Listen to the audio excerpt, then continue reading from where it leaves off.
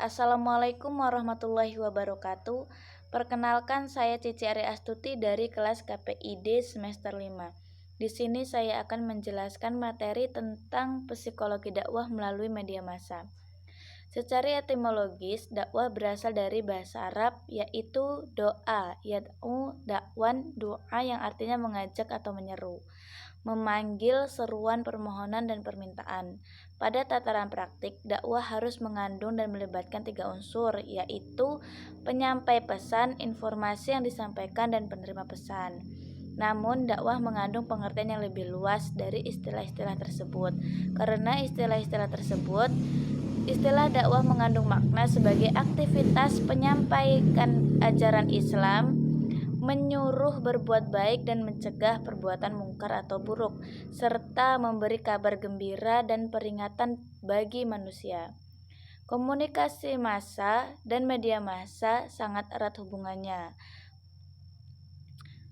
Komunikasi massa adalah pesan yang berkomunikasikan melalui media massa pada sejumlah besar orang. Pada dasarnya, komunikasi massa adalah proses komunikasi yang dilakukan melalui media massa dengan berbagai tujuan komunikasi dan penyampaian komunikasi informasi kepada halayak luas, baik melalui televisi, koran, majalah, radio, dan internet. Komunikasi massa adalah komunikasi melalui media cetak dan elektronik. Awal perkembangan komunikasi massa berasal dari pengembangan kata media of mass communication, media komunikasi massa. Media massa terdiri dari 2 kata, yaitu media dan massa. Media adalah bentuk jamak dari medium yang berarti tengah atau perantara. Sedangkan massa berasal dari bahasa Inggris, yaitu mass, yang berarti kelompok atau kumpulan.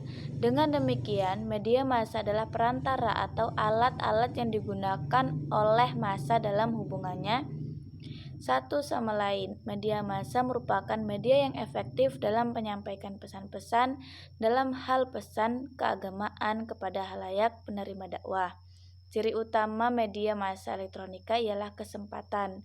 Sebuah media elektronik disebut media massa apabila halayak secara serempak bersama-sama menyerap pesan yang sama yang dikomunikasikan oleh sebuah stasiun penyiaran pada saat yang sama. Jadi, yang dimaksud dengan dakwah media massa yaitu mengajak, menyeru, dan memanggil manusia untuk menuju ke jalan Allah dan istiqomah di jalannya serta berjuang bersama-sama meninggikan agama Allah melalui media untuk menyampaikan informasi Islam kepada halayak. Agama Islam mengajarkan kepada umatnya untuk saling mengasihi dan menyayangi, serta bersatu padu membina kerukunan hidup, sehingga kebahagiaan dunia akhirat dapat tercapai. Agama mempersatukan kelompoknya sendiri, sehingga apabila tidak dianut oleh seluruh atau sebagian anggota masyarakat, ia tidak bisa menjadi kekuatan yang mencerai-beraikan, memecah belah, dan bahkan menghancurkan. Perintah Allah untuk selalu bersatu dan menjaga keutuhan umat terdapat dalam Al-Quran Surat Al-Imran ayat 1309. Dan berpegang teguhlah kamu kepada tali agama Allah dan janganlah kamu bercerai-berai. Mengelompokkan macam-macam masyarakat menjadi 3 kelompok, yakni masyarakat primitif, masyarakat desa, dan masyarakat kota. Masyarakat desa lebih religius dan masih sangat patuh pada agama dan kepercayaan yang dianutnya. Mencermati pendapat Syukir tersebut di atas, tidak dapat dipungkiri bahwa masyarakat desa secara realitas memang cenderung lebih religius dibandingkan dengan masyarakat desa dan masyarakat primitif.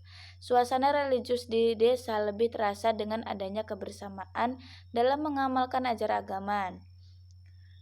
Hal ini terlihat masih banyaknya masyarakat yang mengaji, sholat berjamaah, serta bersama-sama. Walaupun demikian, masyarakat kota juga melakukan hal yang sama dengan masyarakat desa dalam kegiatan keagamaan.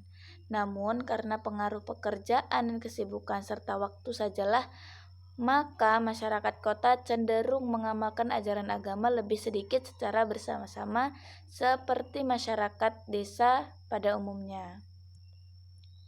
Karakteristik dakwah melalui media komunikasi massa.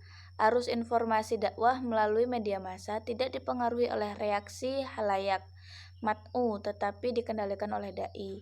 Oleh karena itu, seorang programmer dakwah media massa dituntut bisa membaca kecenderungan umum di masyarakat yang dapat dipertimbangkan dalam menyajikan menu siaran sehingga siaran dakwah banyak disukai. Dalam dakwah melalui media massa, reaksi mat'u terbatas melalui beberapa hal saja, seperti surat pembaca, telepon dari pendengar, radio atau TV. Berbeda dengan dakwah melalui tatap muka yang diterima secara langsung.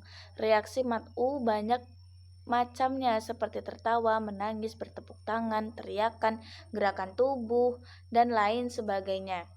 Dalam dakwah melalui media massa, suara dan isi dakwah dan pemikiran, bahasa dan logika menjadi yang terpenting karena berbeda dengan dakwah melalui tatap muka atau secara langsung, yang lebih mementingkan hubungan interpersonal, kedekatan batin atau emosional kepada mat'u, sehingga dengan sedikit materi namun hubungan dengan mat'u sudah dekat, maka mat'u bisa secara mudah dipengaruhi. Macam-macam dakwah media massa. Dakwah melalui media elektronika dan dakwah melalui media radio. Dakwah melalui media televisi, dakwah melalui media cetak. Mungkin itu saja yang dapat saya sampaikan. Kurang lebihnya saya akhiri. Wassalamualaikum warahmatullahi wabarakatuh.